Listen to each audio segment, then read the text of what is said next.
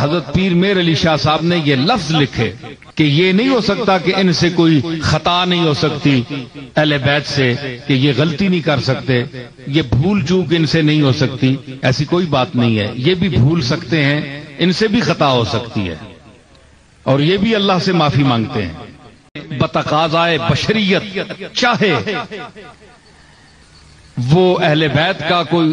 بہت بڑا فرد ہو، امام حسن ہو، امام حسین ہو، علی المرتضیٰ ہو، تو طبقہ انبیاء کو اللہ نے معصوم رکھا ہے۔ عصمت جو ہے یہ مخصوص ہے انبیاء علیہ السلام کے ساتھ۔ یہ کہنا کہ یہ پاک ہیں نبیوں کی طرح، یہ عقیدہ غلط ہے، یہ اہل سنت کا عقیدہ نہیں ہے، کیونکہ اس پر دلیل نہیں ہے۔ عصمت انبیاء پر تو ہے، لیکن ان لوگوں کے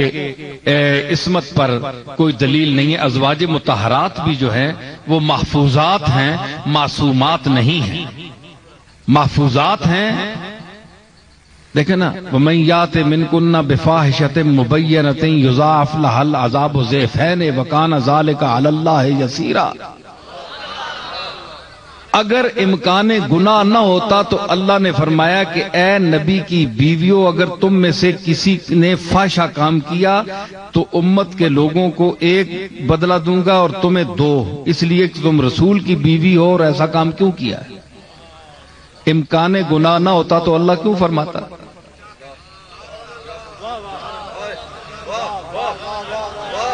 تو جب مائیں معصوم نہیں ہیں تو اولاد کس طرح معصوم ہو سکتی ہے؟ تو اسی پر پیر میر علی شاہ صاحب نے شیعہ اور سنی کے جو میں آپ محاکمہ کیا ہے، اور تصفیہ مابین سنی و شیعہ میں بڑی تفصیلی بحث کی ہے، اس میں انہوں نے یہ بھی لکھا ہے، حالانکہ ایک سید گھرانے سے ان کا تعلق ہے، اور بعض لوگوں کا یہ خیال ہے کہ جو شخص سید ہو اس کا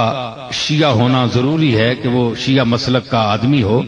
اگر وہ شیعہ نہیں ہے تو وہ سید نہیں ہے۔ تو یہ ایک غلط فہمی ہے۔ محمد اور آل محمد سے محبت کرنا یہ اصل ہے، یہ ایمان کی اصل ہے۔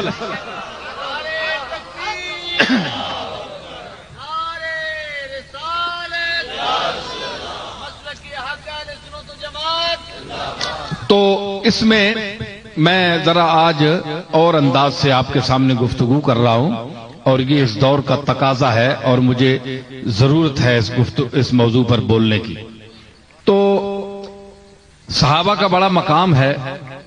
اور اس میں بھی درجات ہیں، سابقون الاولون ہیں، کچھ پہلے ایمان لائے، کچھ بعد دور میں لائے، تو اللہ نے ان کے لیے بھی وعدہ فرمایا اچھائی کا تمام کے ساتھ، تو ہم ان کا بھی احترام کرتے ہیں۔ تو جس طرح اہل بیت کے افراد، ازواج مطہرات اور اولاد رسول یہ جب معصوم نہیں، اور حضرت پیر میر علی شاہ صاحب نے یہ لفظ لکھے کہ یہ نہیں ہو سکتا کہ ان سے کوئی خطا نہیں ہو سکتی اہل بیت سے، کہ یہ غلطی نہیں کر سکتے، یہ بھول چوک ان سے نہیں ہو سکتی، ایسی کوئی بات نہیں ہے، یہ بھی بھول سکتے ہیں، ان سے بھی خطا ہو سکتی ہے، اور یہ بھی اللہ سے معافی مانگتے ہیں۔ وہ تو ایسی بارگاہ ہے کہ معصوم ہو کر بھی استغفار کرتے ہیں، اور یہ کہتے ہیں کہ کوئی ہماری ایسی بات نہ ہو جو مالک کو ناگوار گزری ہو۔ حضور کتنی مرتبہ دن میں استغفار فرماتے تھے۔ تو یہ وہ بارگاہ ہے اللہ کی۔ تو اس حوالے سے کوئی بھی معصوم نہیں ہے، خطا ہو سکتی ہے، تو اپنی طرف سے عصمت کا یہ عقیدہ گھڑ لینا بغیر کسی سند کے، شرعی سند کے، قرآن و حدیث کی سند صحیحہ کے بغیر کسی کے متعلق کوئی عقیدہ گھڑ لینا کہ یہ طبقہ یوں ہے، یہ طبقہ یوں ہے، تو اس کی اہل علم کی نظر میں کوئی حیثیت نہیں ہوتی۔ جب تک آپ کے ساتھ، آپ کے پیچھے کوئی دلیل قطعی نہ ہو، حدیث صحیح موجود نہ ہو، کوئی قرآنی ثبوت نہ ہو، ادلہ قطعیہ میں سے کوئی دلیل نہ ہو، تو ویسے ہوا میں تعمیر شروع کر دینا یہ کوئی سمجھداری کی بات نہیں ہے۔ تو تو اہل سنت والجماعت کا جو مسلک ہے 1400 سال پر محیط ہے، اس میں بڑے بڑے اکابر اور بڑے بڑے لوگ پیدا ہوئے ہیں، تو یہ مسلک بڑی چھان پھٹک کے بعد جس طرح کہنے نا چھاننی وچ چھن کے پہنچے ہے۔ 1400 سال نہیں چھاننی لگی ہے، ہر عقیدہ ہر بات جو ہے وہ چھن کر آ رہی ہے، تو اس میں بڑی بڑی روایات ہیں، بڑے بڑے عجیب باتیں ہیں۔ تو یہ فرقے وجود میں آئے حضور علیہ الصلوۃ والسلام کے بعد، انہوں نے اپنے اپنے جس طرح شخصیت پرستی ہوتی ہے، شخصیت پرستی کا دور شروع ہوا، اور جس طرح احادیث میں آتا ہے کہ حضور علیہ الصلوۃ والسلام نے جناب علی المرتضیٰ سے فرمایا کہ تم سے جو بغض کرے گا وہ منافق ہوگا، اور جو حد سے بڑھ کر تجھ سے محبت کرے گا، جس میں اس کا دوسروں کے ساتھ لحاظ نہیں کرے گا میرے صحابہ کا یا اور شریعت کے احکام کا، وہ بھی جو ہے وہ بھی نجات نہیں پائے گا، وہ طبقہ وہ بھی خسارے میں رہے گا۔ یہ حضرت علی کے لیے حضور نے خصوصاً فرمایا تھا، اور تمام حدیثوں کتب حدیث میں یہ حدیث موجود ہے۔